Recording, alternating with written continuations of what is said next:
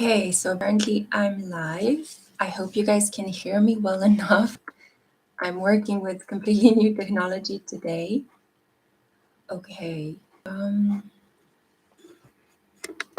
me just see.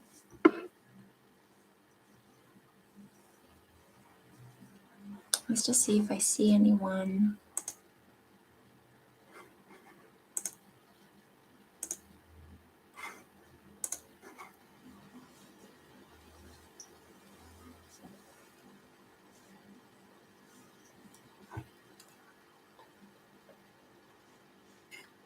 I really hope you guys can hear me.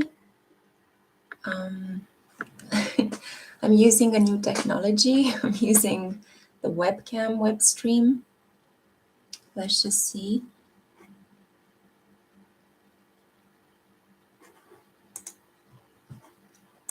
Okay, I'm gonna use the live chat. Okay. Okay, I see somebody tags. Everything is okay. Good. I'm happy. I think I have a camera. I have a new camera. I have a new setup here.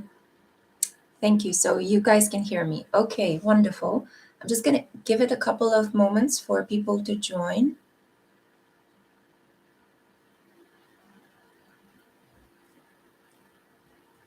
I need to get my matches in the meantime. I'll be here in a second. Okay. And we're going to light up the ceremonial candle as we do it with all of these full moon lives. I have here a candle. And this one is peach colored, and it has a little ribbon around it. And this is mostly because I want to light up this candle so that it may help us basically release sadness. I tried my best last night to wrap around a lot of sadness around it and imbue the ribbon with the symbol of releasing the sadness once we cut it. Rania, hello, hi. We have a new setup here. I'm using a webcam and I need to get accustomed to look straight into the webcam, which is a bit difficult for me because I try to look at your messages as well. Noor, hello, hi. Laura, hi. Marie's the name, hi. So thank you guys for joining me tonight. I was just about to light up our ceremonial candle. It's peach colored for Virgo. I thought that peaches being such fertile, delicious fruits. They're not really fruits that represent the beginning of spring. It's a bit humid in my room. It takes a while to light up the fire. But there we go. We're going to light up our ceremonial full moon in Virgo candle and open the proceedings. Hi, Timika. Hi, Samela. Hi, Setare. Hello. I'm sorry if I'm mispronouncing your names. Whoa, is it burning high? I wish I could show you guys. Now it's a bit more tamed. Okay, so we're burning through some negative energy, bad karma, bad feelings. As I was saying at the beginning, I wrapped this blue ribbon around the peach colored candle so that we can wrap sadness and other negative feelings that we might have been kind of absorbing from our environment in the previous lunar cycle. And then I will hopefully cut it for you towards the end of the reading so that we can release sadness, negativity, bad juju. I hope you guys are doing well. Hi, Gracie. Thank you for being one of my light or solar crew members. I can see the special add-on. Hi, Charlie. Hi, Shika. Hi, Beza. Hello, guys. I'm so happy that you're here. As always, I never expect people to be joining me live. I don't know why. I have very low expectations in general. And again, I have to look into the camera. So as I'm trying to get accustomed with this new technology, thank you so much for being here. I hope you can all hear me well. I lit up the ceremonial candle. I'm not going to repeat myself ad nauseum. I thought that tonight for the full moon in Virgo, it's actually not, we're not doing this on exactly the day of the full moon. The full moon is going to take place on the 7th. And the 7th is a really important time because Saturn will also switch from Aquarius into Pisces. Comment and share your experiences of Saturn in Aquarius, guys. I don't know how it has been for you individually. I mean, I know a little bit because of the personal readings I've been doing for a couple of you, and some of the things you've been commenting. But please share with me, what have you learned from this Saturn and Aquarius cycle? Because it has been so difficult. I feel it's because, I mean, Saturn is doing its thing. It was bringing up to the collective a lot of mistakes, a lot of issues, a lot of problems, so that we can finally pay attention to them and notice what isn't working. But it's just been a whole year after Jupiter left Aquarius and entered into Pisces. It's just been this whole year of difficulties, limits, social problems, things not working out, technology breaking down, problems with airspace, problems with transport, problems with technology, a lot of issues on social media apps, a lot of people tuning in and out of the online environment, seeing a lot of dark aspects of the internet coming up to the surface, a lot of creators abdicating or closing down their channels or having their channels limited or closed or demonetized. So it's been intense. And now we are at that point where, right as Saturn is leaving Aquarius, Pluto is going to step in to change everything. So things are gradually leading to a halt, almost like the valley of depression, because we are meant to change them. We are meant to finally get into this Pluto energy and kind of break through. Now, this full moon in Virgo, I did an in-depth analysis on Patreon, on my Patreon. So thank you so much for those of you that are my patrons, my Patreon patrons. Oh, hey, Irina. Da, te mai ții minte, bineînțeles. Da. So Irina is somebody I actually met in person. She's the first crew member that I met, and she hugged me, and it was so nice to actually meet her. I'm so happy you're here, Irina. I hope you're doing well. Yusfi, hi Yusfi. Hi Laura, hi Polixena, hi Shika. Hi Beza. Wow, Beza is a Virgo sun. Well, this full moon, my love, is going to impact you very strongly. Actually, if you have Virgo placements in your chart, Moon, Sun, Mercury, Venus, Mars, your ascendant, if you have your South Node and your North Node. If you have your South Node, a lot of past life karma is going to come up to the surface for you to analyze it. You might need to release some rigidity, because South Nodes in Virgo are famous for their rigidity and need to be in control all of the time. While if you are a North Node in Virgo, it's going to, this energy, this full moon is going to push you a little bit outside of your comfort zone, because you're going to need to get organized. You're going to need to sort out a mess. You're going to need to step more into that control energy. This full moon in Virgo is a little bit tough, I'm not going to lie. I've noticed in the collective as well some very confrontational energy from men, especially. Like a lot of like rebellious, rebel without a cause kind of energy, you know? And this is mostly because Mars is sitting in a very uncomfortable energy with the full moon in Virgo, much like Jupiter at the moment in the sign of masculinity, Aries, Mars, conjunct Venus, paradoxically. Venus in Aries is not a very comfortable feminine energy, because people with placements of Venus in Aries, and especially women with a Venus in Aries, they love risk. They love that kind of bad boy attitude in other men. They love to be the first. They love to kind of take charge in their personal connections, and they're incredibly funny friends. They're super fun to have as friends. But in personal connections, Venus in Aries could be a little bit, they could come across a little bit selfish. Other people could criticize them. Why are you being so selfish? Why do you take all the time instead of giving? Why can't you be more polite? Why are you always rushing into things? You know, they are quite passionate lovers and hilarious friends. So there is this kind of uncomfortable energy. Venus is not really in a sign that she enjoys being in. Aries is not really the placement of Venus, because it's the opposite. It's Mars ruled. Jupiter at the moment isn't a comfortable energy. Jupiter loves being in a fire sign. So Jupiter in Aries is just doing its thing, flying its freak flag high, but it's encouraging a lot of us to just pursue our own goals and to be a little bit selfish, to be a bit more, I don't care, I'm just going to do it, whatever. We need to have this kind of pioneering energy at the moment because we're treading into terra incognita. It's completely new territory at the moment.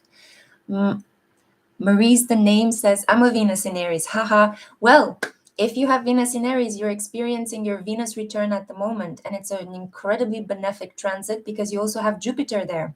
So Jupiter amplifies and exaggerates all of the things associated with Venus. So that would be pleasure, money, beauty, changing your style. You know, this is an excellent time for you to do a hair treatment, to change your wardrobe, to start a love affair, to ask for a raise. It's a good time to feel more at ease in your life, to feel more harmony. However, there are two problems with this gorgeous energy of Venus conjunct Jupiter, right? We see them in the sky. They've been there almost like dancing together. They can be seen very clearly, especially if you live in this part of Europe where I live, in Eastern Europe. The problem with this gorgeous energy, and if you feel like, oh my God, Venus is conjunct Jupiter, all the astrologers out there are telling me that this is amazing blessing and love. Why isn't anything happening in my life? Well, because Venus and Jupiter are in Aries, nothing is going to happen unless you actually take action and you do something about it. Nothing will happen because Aries wants you to move. It wants you to push. It wants you to take charge and say, me, I want to be the person that does it. I'm going to grab it. I'm going to jump into it. I'm going to compete. I'm going to do this. I'm going to do that. So it's a lot about me, I. So you can understand how this is not really conducive to very balanced personal connections. You might want something and demand it or ask for it, but there might be a room of people that look at you like, what? Because Saturn is still in Aquarius and people seem to be very estranged from one from the other at the moment. We're still trying to heal from the collective disasters that are happening all over the world.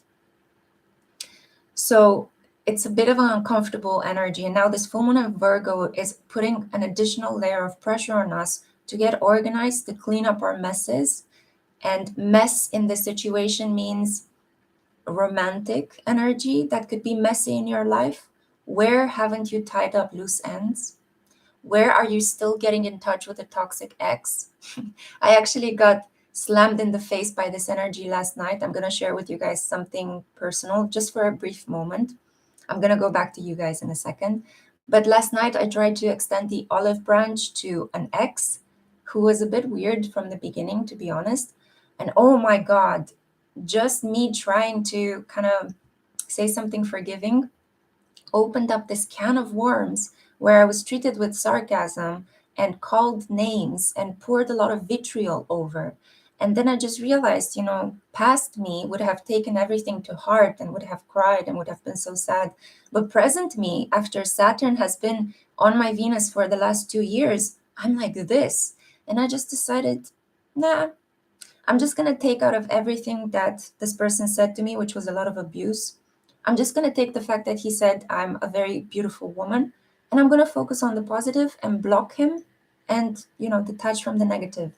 I'm not especially happy or proud that, you know, the conversation led towards this altercation and the inevitable block button.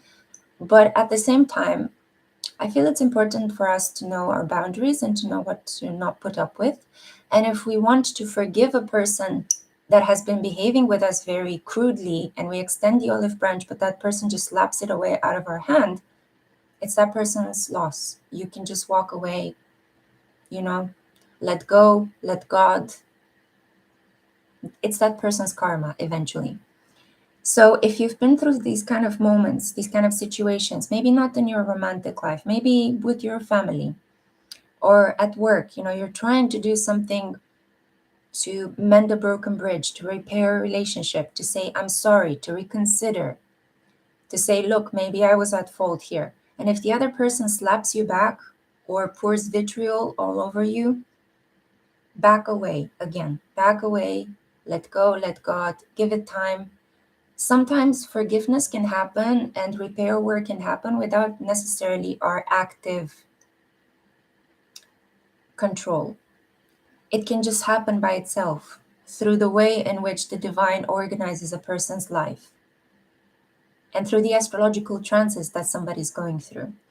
So, yeah, just a small tidbit that I felt like sharing with you because I think it's pertinent to this full moon in Virgo energy.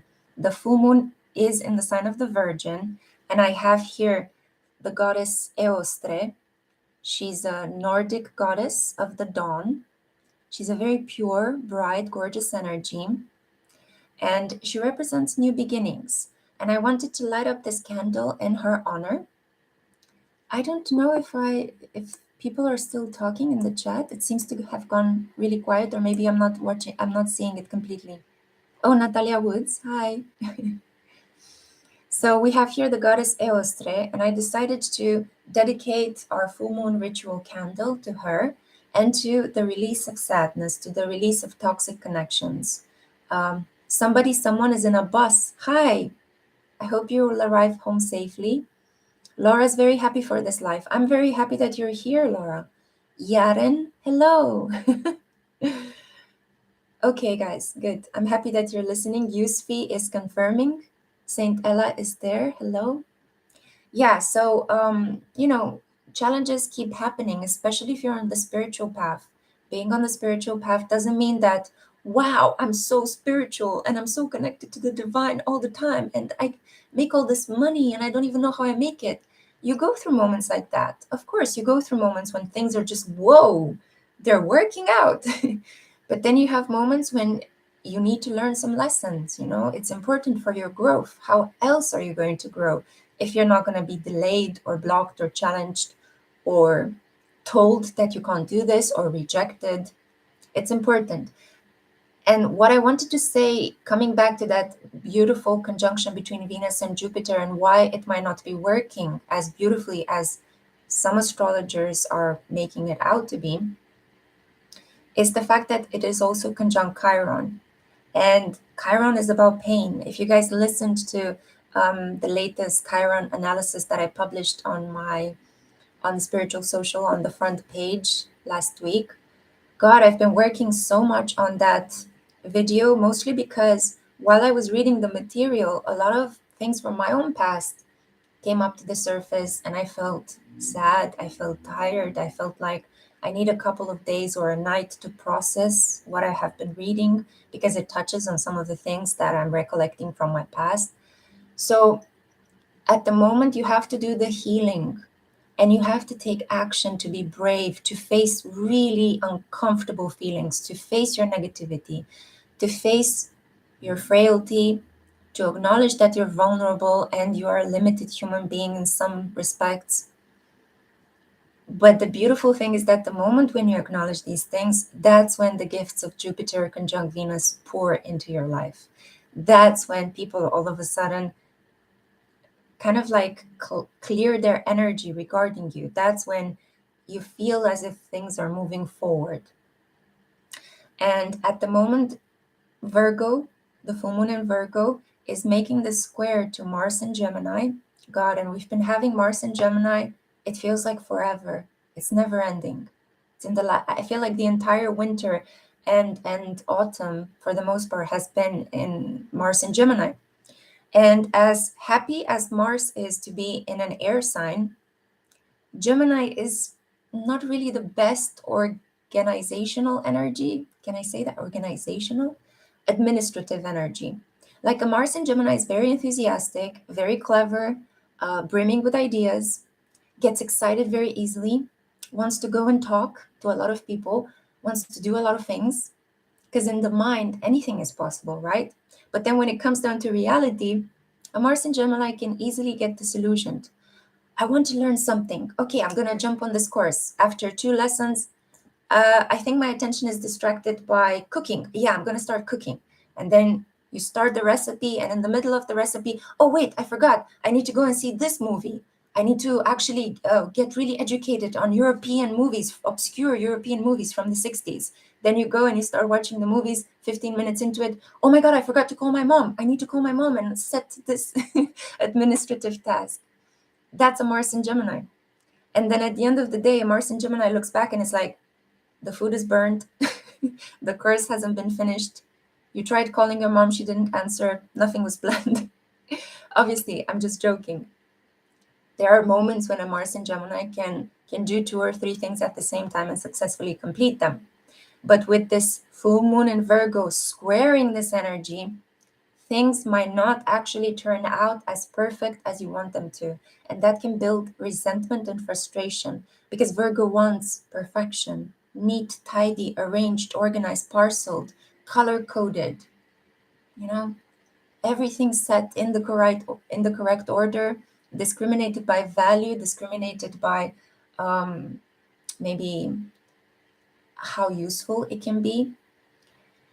And Jupiter in Aries is creating this kind of tug at the full moon in Virgo as well, squaring it. And it's making this kind of weird energy whereby you feel the need to begin something. You're done with the past. You're done with cleansing. You're done with releasing. You're done with cutting cords. You want what's new. You want this new beginning. You want Eostre to bless you. Maybe I should hold her over here. I'm still trying to kind of figure out positioning. Yeah, so Eostre, you want her to open pathways for you, okay? You want fresh energy, more optimism. You want to manifest faster. But at the same time, Saturn in Aquarius at the anaretic degree, the 29th degree, is like a dynamo twisting around, creating all sorts of fires left and right. And we also have Pluto at its final anaretic degree. And when planets are at their anaretic degree, it's like their energy has ripened completely. But at the same time, they're creating a lot of, okay, let me see if I can put it into words. It's almost like an ending contains a beginning and things become incredibly messy. Once you reach a certain level of mastery, you can also start to mess everything up and self-destruct because you have nothing else to look forward to. That's what a planet at an anaretic degree is doing. It's like Pluto has been crossing through Capricorn since 2008, and right now, this month, March of 2023, it's reaching its fullness, its maturation. And it's like, what do I do now? Destroy. And that's why you might be seeing all these terrible things happening in the world, yeah, at the moment. It's this rampant destruction because at the same time we're also getting this quickening of the new world that Pluto in Aquarius is about to bring through. And when I say a new world, I don't mean that overnight the landscape is going to change and it will become plastic fantastic and super information speedway.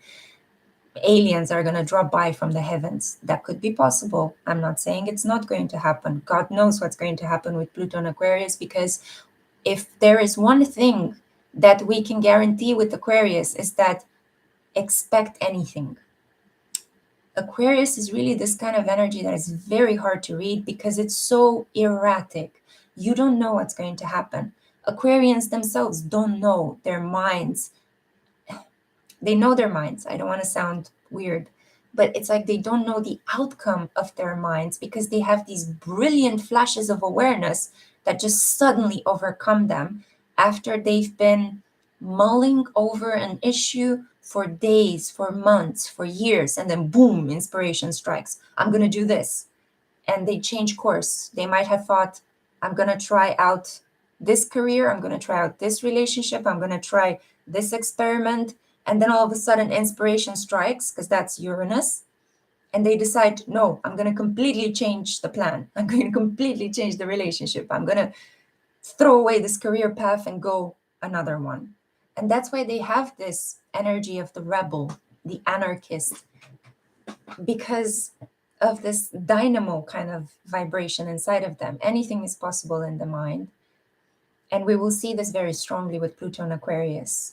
Uranus is known for bringing life into being, right? It's the energy of the heavens. But it is also the energy that can turn upon itself. And right when it is ready to complete something gorgeous, invent something that can help mankind, it can also shoot itself in the leg and destroy it. So erratic moments of invention followed by destruction, invention followed by destruction, are going to mark a little bit this quickening. And the atmosphere in the next 2 years, I will talk a bit more about this in a more in-depth astrological clip. But get ready to go through 2 years that might feel a little bit weird in terms of the changes that will happen. I don't mean to kind of make you feel sad. You guys know I'm telling you the truth all the time. I have no agenda behind me, just a love of astrology and a love of the stars. And I'm communicating to you guys what I know, because I think you should be prepared mentally. We tend to be less traumatized if we know that something chaotic could be happening in our lives, you know? Because Pluto in Aquarius is going to still be in this uncomfortable energy with Uranus in Taurus for the first 2 years of this transition into the new age, things will be this clash between progress and tradition. The forces of the past, you know, institutional forces that don't want to let go of life as they know it, they don't want to change, they want to keep doing the same medieval practices, are going to clash with wonderful new ideas that the minds of young people are going to create. You know, these bouts of inspiration we're all going to be getting in our lives in the specific area of knowledge expertise that we have. And a lot of us are going to try to push forward a lot of our knowledge, and it will come across a barrier. And this will change in 2026 when Uranus will move into Gemini. And then finally, Uranus in Gemini is going to help Pluto in Aquarius in this beautiful, harmonious trine to bring in the space age.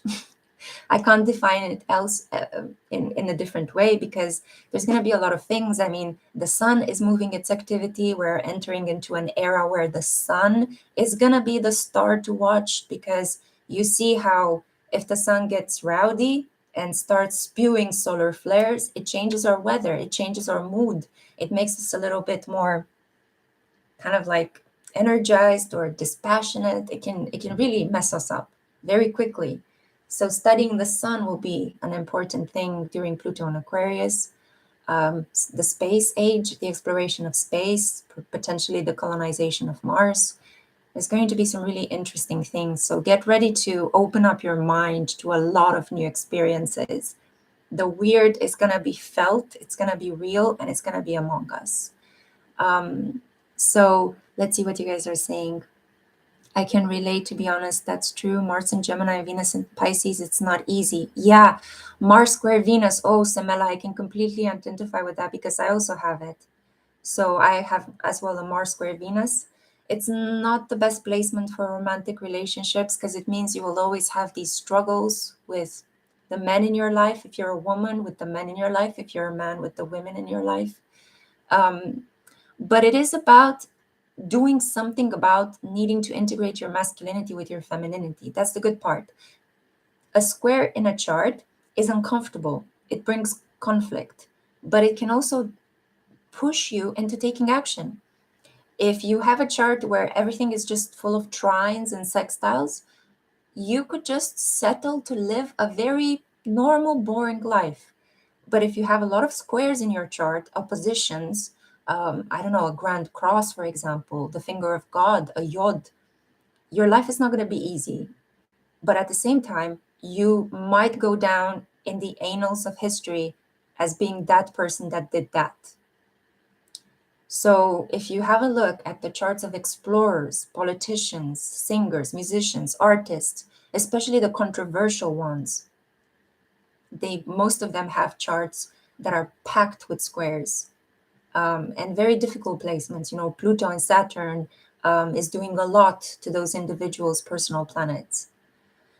So it might not be an easier path, but I firmly believe that your astrological imprint is there for a reason. You're meant to do something important. Even if you think that what you're doing is not important in the eyes of the members of your generation, who's to say that maybe you're creating something for the future generation? A lot of us doing the work that we're doing at the moment, we might be unfairly criticized by the people around us because our generation, the one that's going to value us and respect us and actually appreciate our work, maybe hasn't been born yet. Maybe it will be the generation of babies that are born with Pluto and Aquarius. Also, yeah, guys, this is something quite interesting. If you haven't become a parent yet, this is it. It's your last stretch because the babies that will be born in the next 21, 22 years are going to be babies with Pluto and Aquarius. So yeah, I didn't get the chance to become a mama, but if I do, I know very clearly that in the next years, I'm going to give birth to a baby that will have Pluto conjunct my Venus. That's going to be a really interesting mother-child relationship because Pluto and Venus talks about this really kind of intense connection. I do hope it might be intense from the point of view of developing telepathy, clairvoyance. I mean, I'm really looking forward to raising an indigo child if I am so blessed to have that in my life. So, any negative situation that you could think of in this period, please don't despair. Whenever you come across a negative situation, think about the positive inherent in the negative. And equally, whenever something positive enters your life, think about the negative potential inherent in the positive. And in this way, you are free from attaching too strongly to what is happening in your life. I mean, that's the root of spiritual work that a lot of masters are trying to train us. A lot of spiritual masters talk about detachment, right? Letting go of desire. And it's about that. It's about understanding that everything around us is dual, contradictory, but that doesn't mean it's not perfect and whole. And the things that we believe that we own, maybe in the end we don't actually own them at all. Anyway, I'm becoming quite vague and weird, so I'm not going to go full Pisces here. I know Neptune right now is conjunct my sun. And again, that's the really interesting aspect with this full moon in Virgo. It is sitting in opposition to the sun in Pisces, of course. We always have this when we have a full moon lunar event. The sun is always in opposition to the moon, kind of like showing a mirror to each other. So our conscious mind and our unconscious minds are sitting in a mirror formation. So this could mean that a lot of unconscious aspects about ourselves could be suddenly brought up to the light. So full moons are always wonderful moments to not only celebrate the things you have achieved in the previous lunar cycle, but also to look at your own personality and to look into what are some of the maybe the defects, the faults, the blind spots, the issues that I've identified within myself based on some of the events that happened to me in the last lunar cycle. And that's a point of strength when you are able to identify parts of your blind spot, that part of ourselves that we don't see but other people see. We all have that. But when you're able to identify parts of that blind spot, it suddenly loses its unconscious power over you, and you get power, you gain control. Maudlin is having a moment of revelation. She's saying, oh God, that means that if I have children, their Pluto will be opposite my Venus and Sun and Mars, but he's in mid-Leo. I mean, try to think of becoming a parent in a much more open-minded way. You don't actually have to give birth to the baby in order to be a parent. Like, if anything, our current society and the way it's changing is showing us that you can become a social parent. You can adopt a child that has Pluto and Capricorn. And God knows there are so many Pluto and Capricorn traumatized children at the moment that have been displaced by war and by horrific weather circumstances, or, for example, the earthquakes that happened in Turkey where a lot of children lost their parents, right? Adopt and become a social parent to a child that has a Pluto in a placement that is more harmonious to you. I mean, you can use your astrological knowledge and open up your mind to many possibilities of becoming a parent and actually reach a beautiful compromise, right? That's what Pluto and Aquarius is going to be about. Change your mind and your reality will change. Where you see a limit, change your mind and you will see possibilities. Ken Wilber, who is a really wonderful spiritual master, I got the chance to read one of his books when I was, I think, about 18 or 19. and I was thinking about applying to study psychology, I stumbled upon his book where he was trying to help his wife. I think her name was Freya Wilbur, if I'm not mistaken, or Rhea, through her cancer. So she got a really aggressive form of cancer, and he was trying to help her through transcendental meditation, through spiritual practices, to come to terms with the fact that she was going to die. And at the same time, he was trying to come to terms with the fact that his soulmate, the woman he has been searching for, found her, and then he had to let her go to cancer. It's a heartbreaking account, but at the same time, it's so powerfully logical and spiritual at the same time. And Ken Wilber is an Aquarius, and I think he's still active at the moment in the spiritual community. I think I saw some sort of commercial on YouTube regarding some of the classes that he was offering to people. He's a phenomenal mind, and I highly recommend that you read some of his books because he can be spiritual, but also incredibly fact-based and logical, and he can take you from A to B to C, you know. He's not all just, wow, energy, wow, color. Not that being that kind of a person is anything bad. You know, I'd rather hear people talk about energy and colors than spreadsheets and taxes and how we should continue to impose sanctions on the poor. Yeah.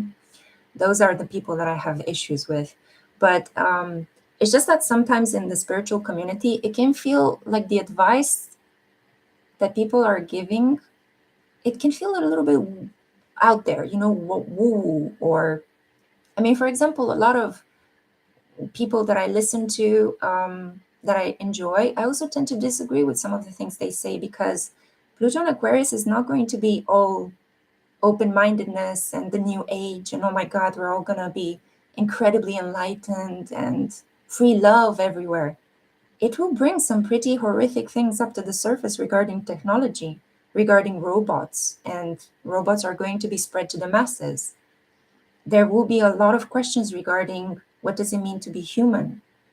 I don't mean to kind of make you feel uncomfortable, Leos, but get ready because a lot of the way in which you are as a Leo is going to be scrutinized by collective groups.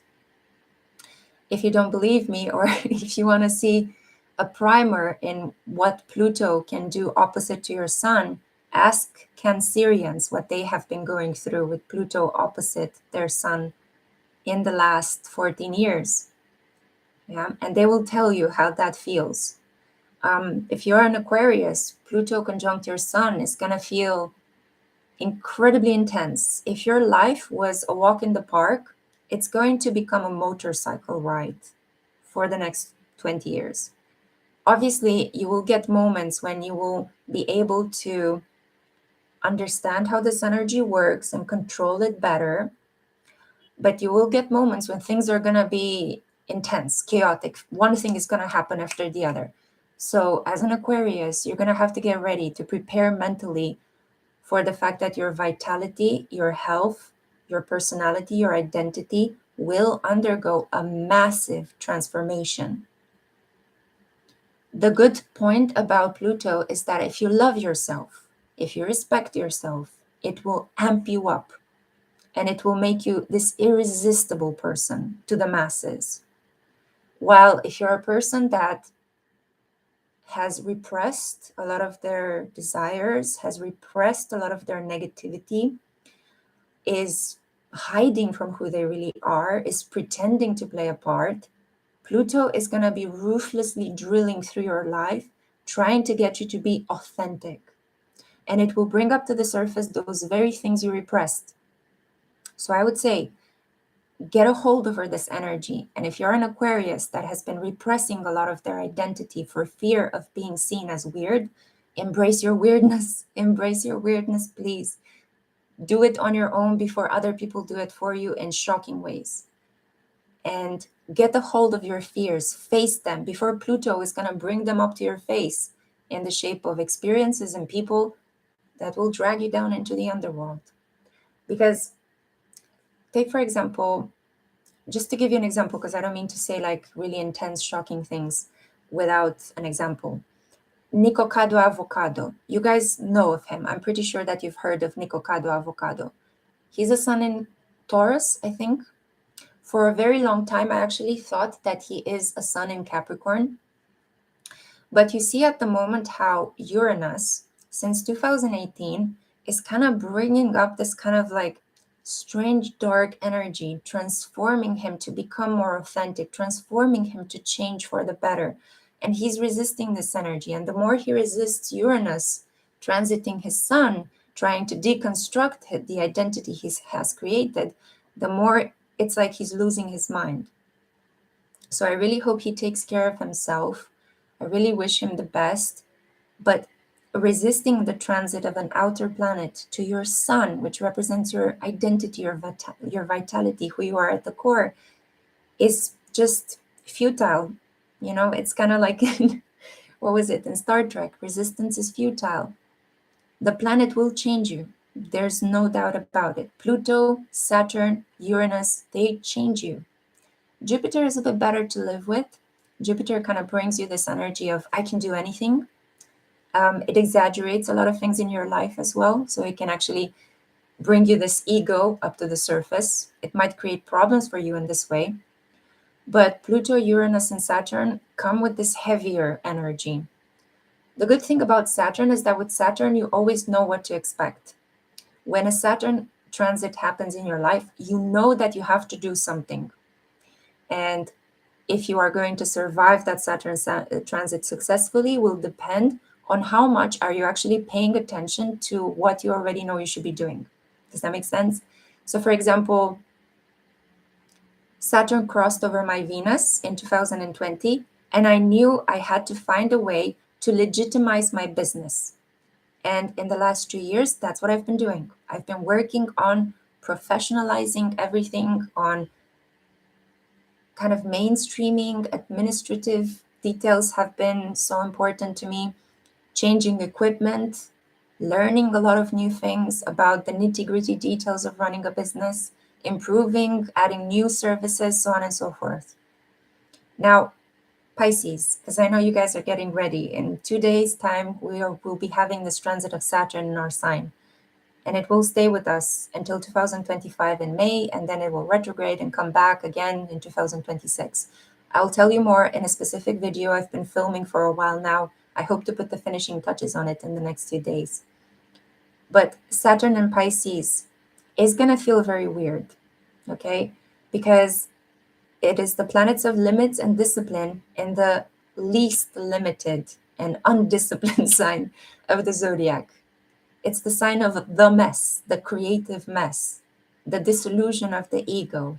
It's the sign that is so hard to be contained because it is water itself, to a larger extent than the crab of the Cancer and the scorpion of Scorpio are considered to be water signs as well. Pisces is just, it's a fish. It cannot live outside of water. So we will be seeing in the next 2 years rules and restrictions being imposed onto the collective regarding maybe how we deal with refuse, how we deal with liquids, on spiritual businesses as well, but on religion as well. But at the same time, these rules and regulations might not be respected, or they might not stay in place for too long, or people are going to rebel against them with Pluto and Aquarius. So a lot of regulations followed by dissolving them, new strict taxes being imposed, followed by the public revolting against them and dissolving them. Let's clean up this mess. Wait, hang on a minute, we don't have enough money for that. There will be maybe some problems with water as well. But in your personal life, what I want to say, if you have your sun in Pisces, your moon in Pisces, Venus, Mars, Mercury, you already know where you need to correct, improve, and get better. I already know that I am supposed to step more into my teacher role than I have so in the past. I'm preparing some astrology courses, I'm writing some books, I'm taking things even more seriously in terms of the creative outputs that I can create for you guys in the next weeks, months. I'm going to constantly be improving the aesthetics, the technology, so on and so forth, because I've been paying attention to what you guys have been saying, and I'm working at improving. Yeah. So I know, I can feel it. I know that Saturn is going to get me back to the drawing board over and over again until I bring a dream into reality. So that's the beauty of it. With Saturn, you always know what you have to do. Saturn is not surprising. You know that you have to face up to something. You know that you have to clean up something. You know that you have to put a lot of work into something. And in the end, the reward will be commensurate with the effort. Saturn never disappoints. It always gives you a reward. Even when you think the reward might not be something like money or something like the love of your life. It could just be healing a family problem. It could be releasing you from toxicity. It could be getting you to sleep better. And that is actually improving the quality of your life more than you know. It relieves you of so much stress. Anyway, so if you have planets in Pisces, you already know that if you have a Venus in Pisces, something needs to change about the way you make money and your personal connections, the way you style yourself as well. If you have Mars in Pisces, you need to change the way you take action. How do you share your energy? How do you make love? How do you pursue your ambitions? Something needs to change there. If you have Mercury in Pisces, there's a study project, a book that you need to finish. There's some research that you need to hunker down onto. Get into it. Get into it, because if you don't put the mental effort into a creative endeavor, Saturn will depress you. It will bring you all these negative thoughts. But I promise you that the moment when you decide, I'm going to take Saturn's energy, and instead of wasting my time, I'm actually going to read those 20 books that I need to read for my PhD. I'm going to write that novel that I've always said I'll be writing. I'm going to start doing, cleaning up my administrative work. Once you do this, the depression is going to elevate, the effort is going to kick in, and at the end, you will have a beautiful reward. The problematic aspect is the moon in Pisces. Those of you with the moon in Pisces, Saturn, unfortunately, will bring you some pretty tough emotional experiences, especially regarding your mother. Take very good connection. Your connection with your mother would be tested, so you need to take very good care of your connection to her. Saturn on the moon could also bring you some healing regarding your mother if you've always been estranged from her. If your mother is no longer alive, Saturn could bring you, how should I put it into words? You will connect with your mother again through you needing to deal with money from her, an inheritance potentially, or objects that she has left behind after her passing.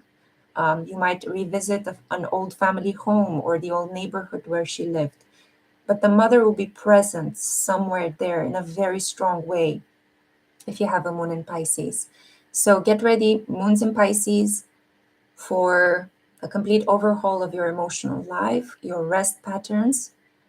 There might need to be some painful separations that happen to you in the next 2 years, but it will teach you a lot about how strong you are, how stoic you can be, and also how you can use your fantasies and your dreams to heal your interior, to heal your connection with your mother, especially. Monica Kalisura is saying, my mom passed away. I'm so sorry for your loss, Monica. I really hope you're healing well and you're allowing yourself to process the pain. Vanessa C, will that video apply to a Pisces moon as well? Well, in the Saturn and Pisces video, I'm going to give you some more knowledge regarding each placement, okay? Because I know that this is important to you guys. Jules is joining a little bit late. That's okay. So I've been holding this card for the last 10 minutes. That's what I do when I feel inspired to talk. I want to read you very quickly from the Goddess Power Oracle by Colette Baron Reed. I'm going to read you the meaning of Eostre. So hope and new life are blossoming everywhere in your life right now. And this is something to celebrate. The Germanic goddess Eostre sings to you and assures you that your intentions have lain dormant long enough. When she appears bearing the fertile power behind the coming of spring, you may feel a surge of energy to implement your new ideas. For those of you who are watching from the southern hemisphere, the coming of autumn. Take it as it applies, okay? You may feel strong and capable of accomplishing so much at this time as a sense of newness permeates your life.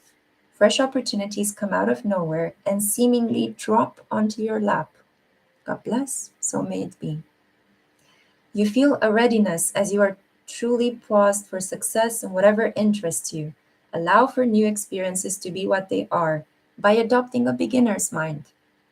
You remain open to what life has to offer you, and you will be so glad you did. Enjoy this wonderful time of new beginnings and welcome the gifts the goddess Eostre has in store for you. So we honor goddess Eostre with our full moon ritual tonight. And I'm going to place her here on the table. Unfortunately, you guys are not able to see her. Maybe if I put, whoops, sorry. If I put a stack of cards and she can gently rest on the stack of cards that I have here. Can you guys see her? I promise you that very soon I'll be able to change my surroundings and I will have a much better way to showcase these things for you. There we go. You can see a little bit of her. And because we honored her, I also have some grapes for her, some red grapes. Because as you guys know, whenever we invoke a deity and we ask it for something, we honor it, we thank it, and we give it a gift. Yeah. So I have some grapes here. I'm going to put it in front of her as a gift to Eostre from me and the collective. God bless, so may it be. I also have some roses, guys. I got some roses, of course, because flowers have started to appear. And I need to stop looking at the chat and at the bottom. And as soon as these babies dry up, yeah, so as soon as these roses dry up, I'm going to be creating another rose petal reading for you. Oh, sorry, guys. I have this ring with malachite and it keeps pulling my hair. There we go. So the thing with the rose petals is I have to tell you guys, in full honesty, I've been a little bit disenchanted because I started rose petal readings on YouTube and a lot of people started copying me. And then I noticed that a lot of my views dropped down and other people increased their views by just doing what I was doing without crediting me. And I kind of got a little bit disenchanted. And I had to sit a little bit with these feelings of negativity and kind of betrayal. I had to sit with them and truly understand what is it teaching myself. And then I realized that it doesn't really matter, that it's a form of flattery, people copying you. Obviously, you would love to be respected and actually have people mentioning your channel. But if they didn't, well, that's their karma, I would say, first of all. And second of all, it doesn't really matter because the important thing is not necessarily that my ego is credited. I know that I received that idea for the rose petals in a flash of inspiration from the divine. And I know that it isn't completely my idea. So I can't really have ownership over it in such a way in which I'm going to start fighting people right now, for copyright. I think that's a little bit hilarious.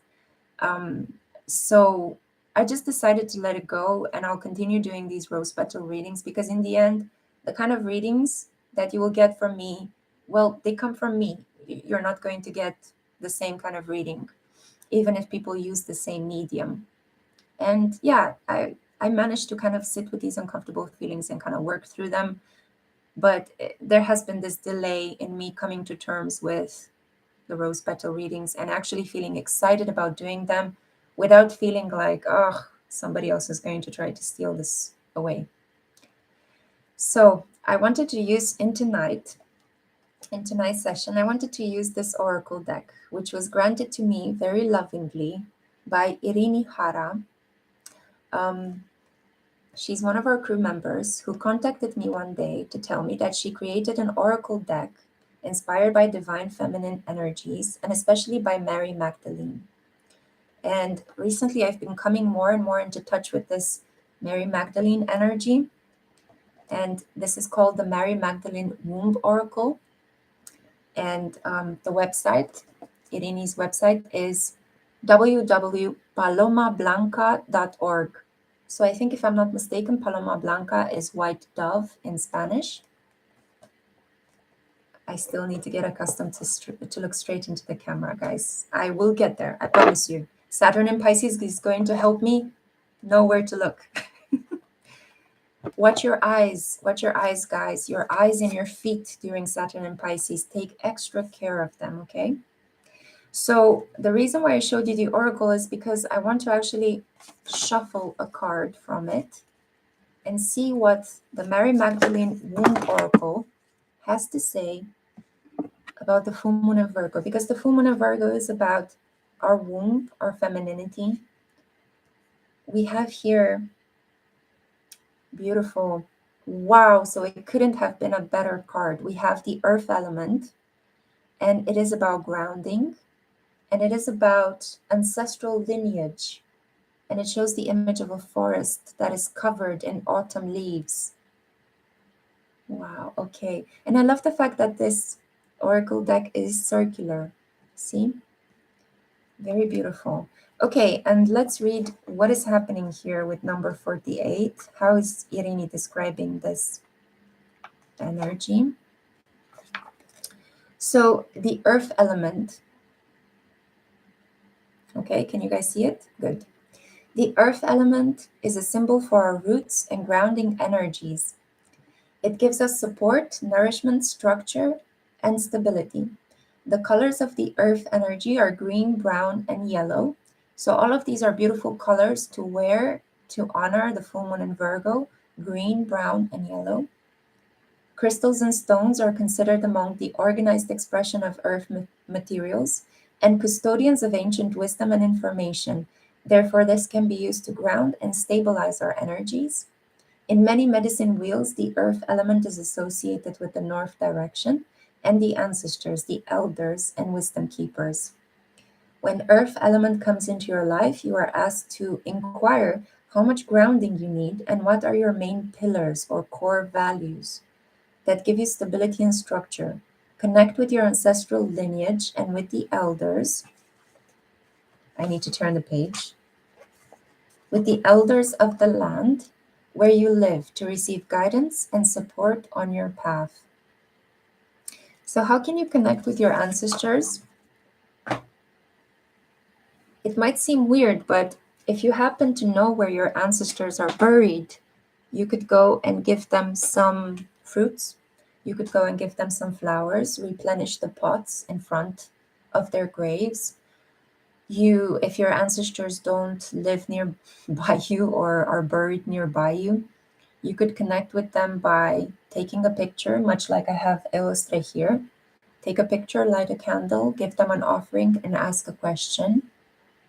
You can connect with your ancestors by meditating and going deep within yourself and understanding which parts of your ancestors live very strongly inside of you, both physically, because you could have the features of your ancestors, the skin color, the hair color, the nose. Like for me and my family, the nose is very much on my father's side. It's a defining characteristics of my family. And I wouldn't change it for anything. A lot of people have criticized me for my nose. I hated it when I was young. I thought I looked like a witch. And now I'm so proud of it because it reminds me of my grandma. And obviously, I see it mirrored in the face of my father. And I love being called a witch nowadays. It's what I do.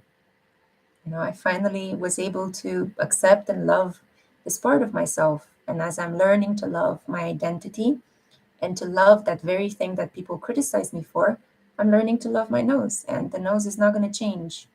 The only thing I might change about it is I might have some operation to change. I have a displaced, how do you call this thing? I forgot how you call just that element in the nose. It's been displaced because I had an accident when I was small. I put something up my nose and it displaced the cartilage inside of it. And I have been having some problems breathing at night. So, because breathing is so important in the work that I do and in calming my whole body, I might have some sort of in nose surgery. Anyway, why am I talking to you guys about my nose all of a sudden? Deviated septum. Thank you, Vanessa. Deviated septum. Yes. Fern. Okay, so Fern World Music is saying that she loves my rose petals. Thank you. There's one other reader who does it, and I remember she said she didn't know who started the trend, but thank you. I think you two could have been the best video collab. Awesome. Well, I would love to get in touch with her. Yeah. Average dick money, Virgo rising, anyone? Yeah. Do you guys have Virgo placements? Let's start pulling some cards, okay? So let's start pulling some cards for those of you who have Virgo placements. I'm going to do it collectively right now. So for Virgo ascendants, yeah, this is your advice from Archangel Michael. This is your life's purpose. So Virgo ascendant people, or those of you who have Mercury on the ascendant, this is your life purpose. Whatever you've been doubting, it's actually what you should be doing. So the keywords here are Archangel Michael, you know the details of my divine life purpose, and I ask you to help me be aligned with my goals. Please clearly guide my actions so that I'm taking the best steps to fully manifest my wonderful and meaningful career. There we go. Guys, I'm going to have to drink some water because I've been talking for about 1 hour straight. So I have my big mineral bottle here.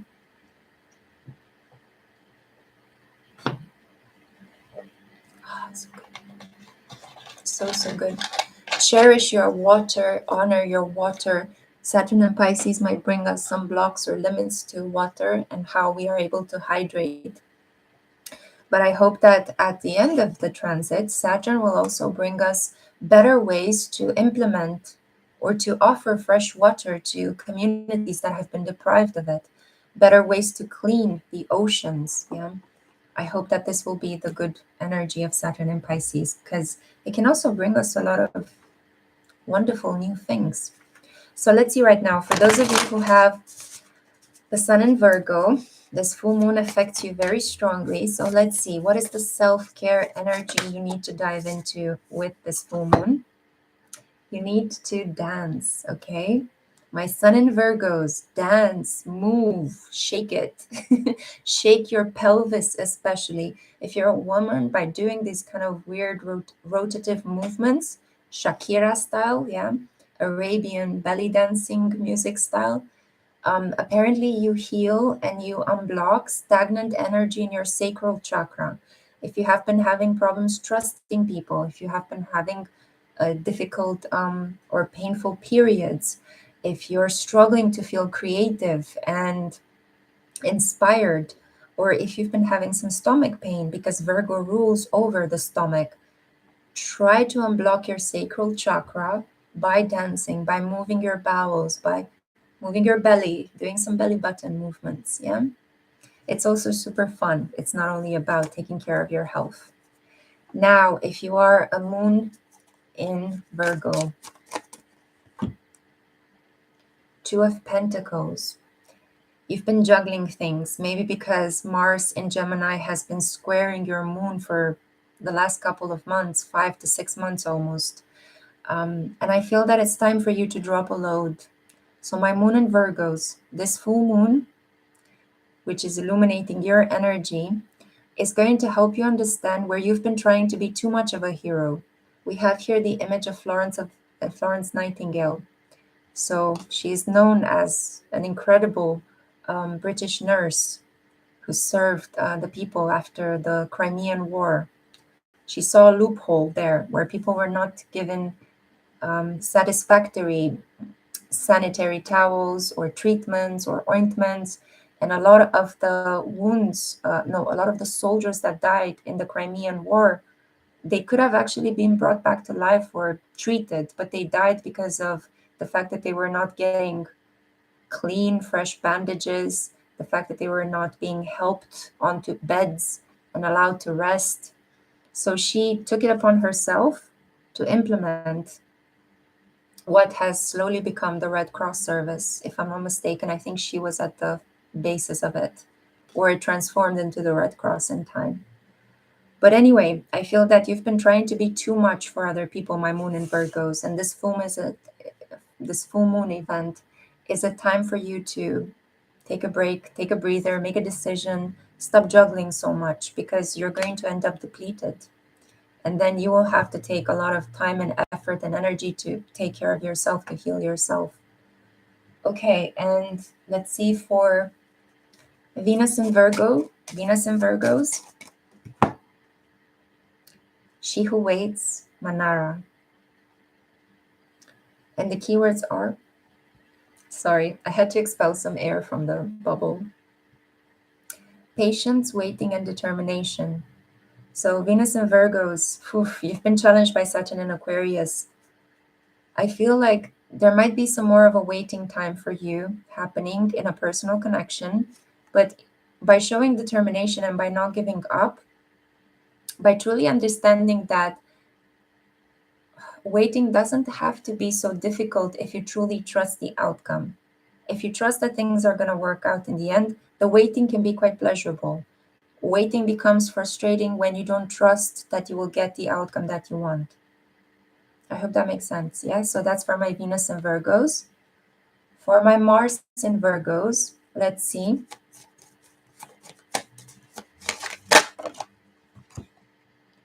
We have here flicker. New rhythms are coming into your life now. You are encouraged to trust and adapt. So adapt, my Mars in Virgos, okay? If you have been feeling low on energy or challenged or blocked at every corner, well, I'm here to let you know that fresh energy is coming in, new rhythms. Adapt, adapt. Try not to be so rigid. Try not to do things in the same way you've been doing them. The more you integrate this fresh energy into your life, the better your goals are going to be and your outcomes eventually. Mercury in Virgo, right? I think this is the final placement that we have here. Of course, we have Jupiter in Virgo, Pluto in Virgo, but these are outer planets. I'm only looking here at the personal planets. One card dropped to the floor. We're going to leave it there. We're not going to bend down for it. We have here Temperance, and this talks about healing. You will receive some good news, Mercury in Virgos, regarding the efforts of your mind. You're also going through a period where maybe the talking cure could do you wonders. Maybe you might need to talk to somebody about the things you've been repressing. I feel like a balanced approach is necessary. Trying not to overthink, but also trying not to be too lazy with the decisions or with your communications. It's going to be an important time for you to try to make a cost and benefit analysis. And in terms of study, work-related outputs, I think that you will get the outcome that you want as long as you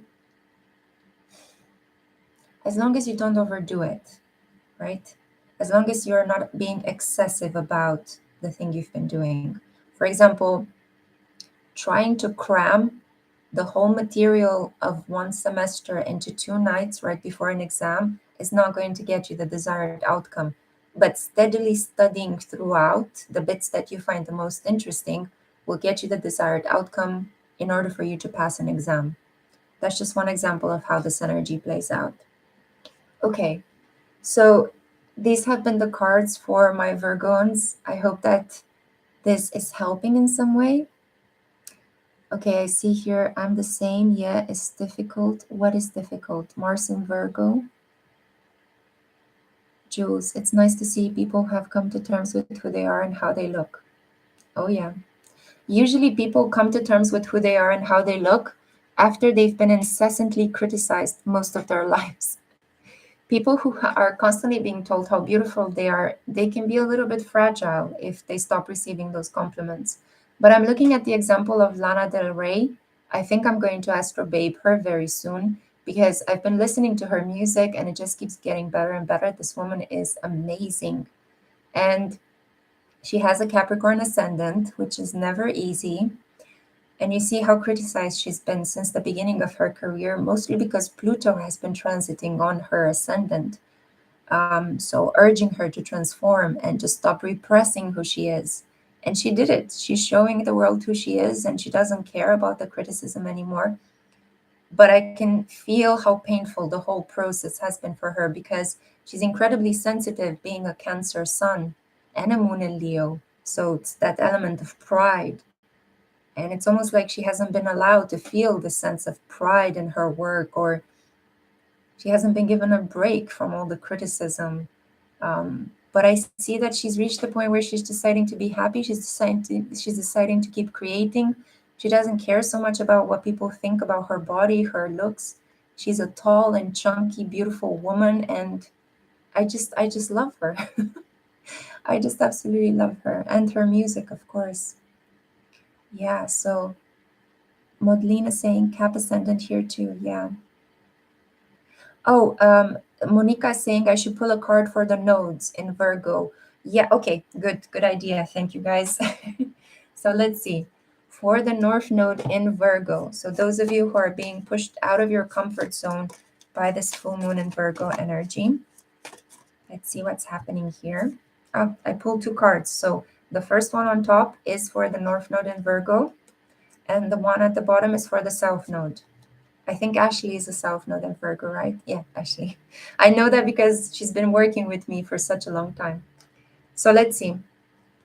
So you see, guys, if you keep working with me, I remember some important things about your birth chart. It's like a database of the people I've been working with. Anyway, North Node in Virgo, Four of Swords. You need to rest. Should I say it again? You need to sleep. You've been overdoing it. You've been really through the ringer. You might be feeling like I cannot rest because I still have so much to work through. I feel like I haven't been achieving anything. But you need to rest in order to gain the energy to achieve those things you need to finish. So find the strength and the fortitude, my North Node and Virgos, to get some sweet rest and then tackle your goals and outcomes with a lot of ambition and drive and determination. Saturn in Aquarius has been squaring your North Node for 2 years. This is exhausting energy because you might have been feeling like I want to do my work, but I keep coming across obstacle upon obstacle. I want to clean up, but there's a mess. Every time there's a mess, every time it's chaos. How can I live with this chaos? So give yourself a sweet break, a rest, even if it's just locking or the windows and the doors in your house and just putting yourself to bed, for the next 2 days. Do that, come back to the surface, and tackle your goals with determination. Now, for my South Node in Virgo, we have here the Page of Wands. Oops, I need to censor perfectly natural and normal female nudity because breasts are okay, You know what's not okay? Violence, that's not okay, but nudity is perfectly fine. I'd rather see breasts and penises dangling in front of my eyes than to see people losing their homes in Ukraine because a maniac is shooting them down. Anyway, so coming back, you're not here to listen to my own personal values and agenda. We have here the Page of Wands. So my South Node's in Virgo. You need to loosen up. You need to let go of some rigidity here. You've been too tightly kind of trying to gain control over something that has been washing away over you. The Page of Wands talks about dynamism, inspiration, feeling like you're confident enough to go through with something that could feel impossible, difficult, sad.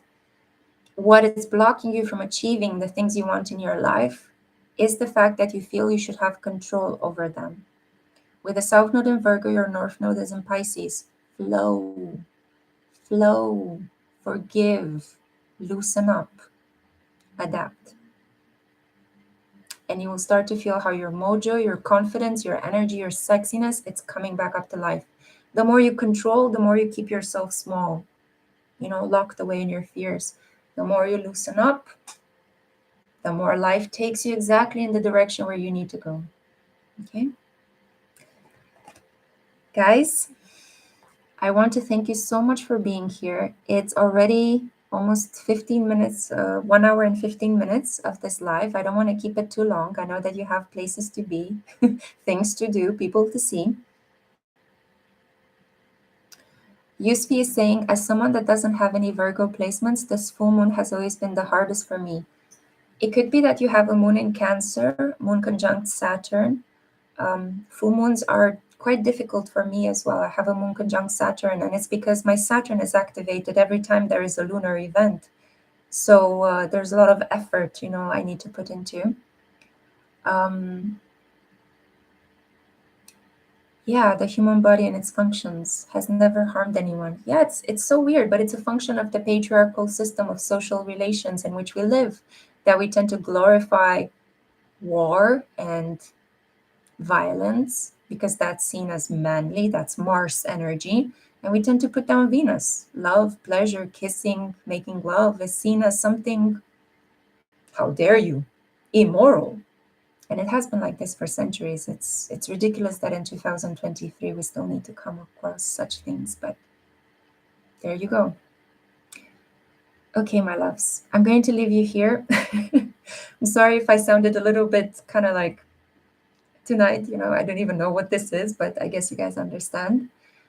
My Saturn is very close to my Mercury at the moment, so I hope that I'm able to convey something of meaning to you, even though I might not be so, I don't know, colorful as I usually am. But it's only a transit, it's temporary. Don't worry, guys, okay? Thank you so much for being here. It really does mean a lot to me, the fact that you guys, 50 of you, are tonight here. I'm telling you, the root of all happiness in life is expect nothing. Just expect nothing. Just love yourself, keep doing you, keep waking up, show up. And when it's time for God to call you to sit by his or her side, let go. You've done your work. You've been here. You know, but wait for that moment for the spirit to call you. Don't walk out on us before that, okay, guys? That it's important. So on that cheery note, I'm going to leave you guys here. Thank you so much for being here. I love you all so much. Expect a string of videos coming from me. I got a new camera. I'm going to play with it. I'm going to experiment. So if the next couple of videos on the spiritual social are going to be a little bit weird in terms of editing and color and lighting, this is only the beginning, because they're about to get weirder, because I have so many interesting ideas to change the aesthetic in some way. But I hope that the content, the meaning, the words, the cards are definitely going to remain the same. And of course, I'm going to be here and I'm going to be the same person, hopefully. I love you so much. Thank you. Yes, Madeline, I'll be open to creativity. I'll do my best, okay? I want to keep things interesting and exciting for me too. You know, I don't want to get bored or bogged down. So I'm going to think of ways to enjoy what I'm doing while also conveying important and useful information to you guys. Yeah, win-win. Okay, I'm gonna leave you here. Thank you so much for being here. I'm blasting you with light. And before we go, a really important thing I need to do is to release the sadness. But I'm gonna have to go and get my scissors. Just 1 second.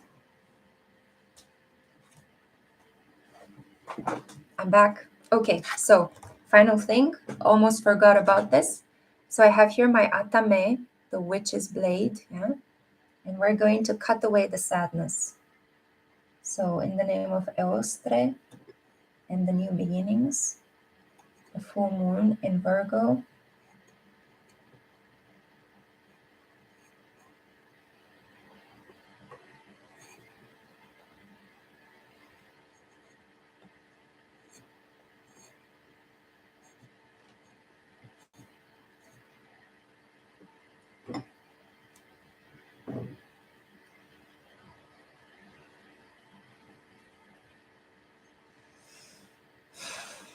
it is done. So may it be. Putting this back. You saw it was a process, right? It's not easy to cut away the sadness, but it can be possible. It can be done. Try this ritual at home for yourself. Wrap a blue ribbon that represents all the sadness in your heart around the candle, and then cut it off.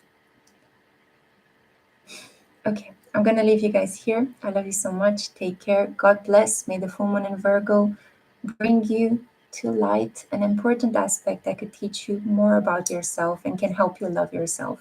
I'm going to be here for you guys for the next full moon, which is going to be in Libra. Huh? Interesting. So we're going to see each other then. And it's going to be a completely new landscape because by then Pluto will be in Aquarius and Saturn in Pisces. and we will have entered the new astrological year following from the spring equinox. Yeah. Take care, guys.